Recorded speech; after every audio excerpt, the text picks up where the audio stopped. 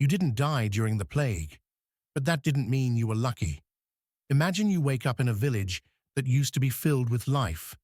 Children playing in the dirt, old women tending to herbs, and the sound of church bells calling the faithful to prayer.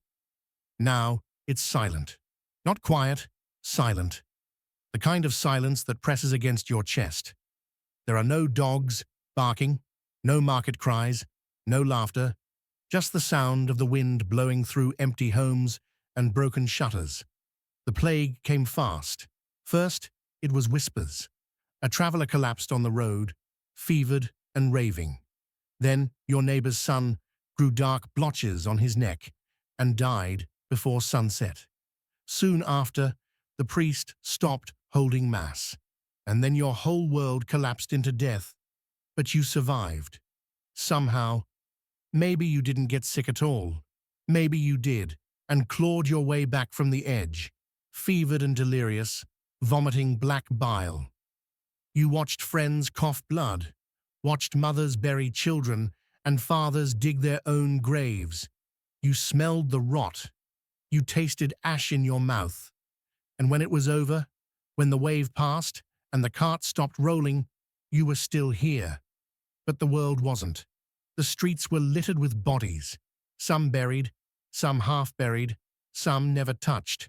People were too afraid, too broken. Rats ran freely, fat from their unholy feasting. The air hung heavy with the smell of lime, incense, and decomposition.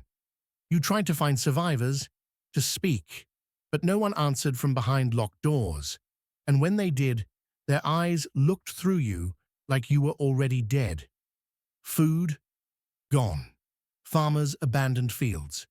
The miller was gone. The baker died with bread half risen in his oven.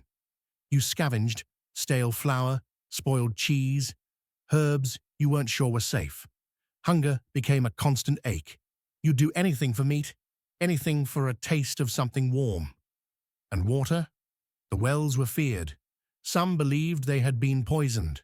Others threw corpses into them, hoping to stop the spread. You boiled water when you could. Mostly you drank and hoped. People changed. Before, they were kind, more or less. The village had rhythm. But now, everyone was suspicious.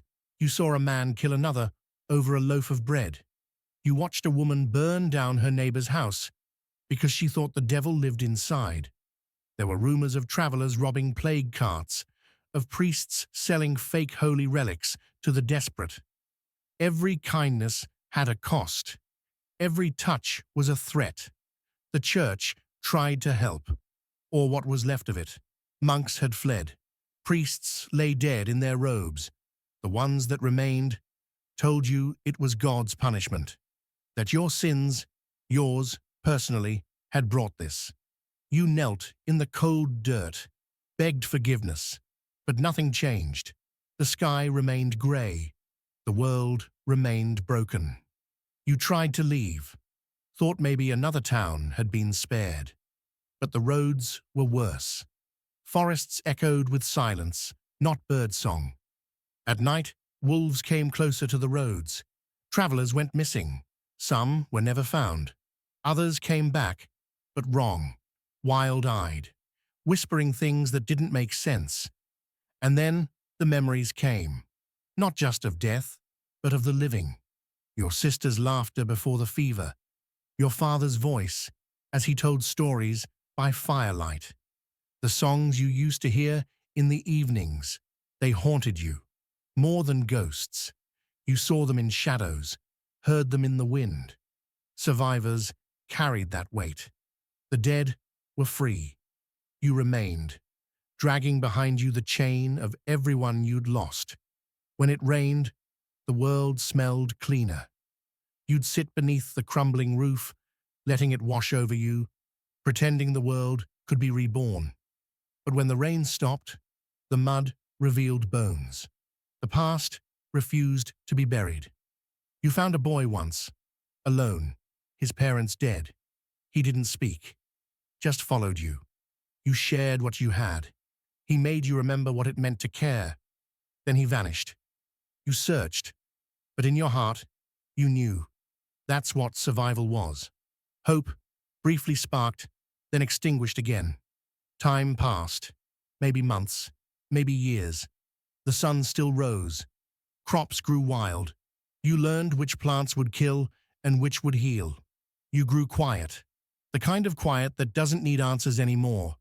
Just endurance. And then finally, people began returning. Cautiously, slowly. But they weren't the same. How could they be? The old feudal system, shattered. Lords without peasants were nothing. Villages ruled themselves. For a moment it almost felt like a new beginning. Wages rose. Land was available. Some survivors were able to choose their fate for the first time. But most of you didn't rejoice. You remembered the piles of the dead, the screams, the smell, the fear. Joy felt wrong, like betrayal. So you worked, quietly, dug trenches, built walls, tended fields, and when the church bells rang again, you walked in silence, eyes cast low, not out of reverence, but exhaustion.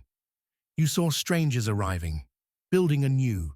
You nodded, but did.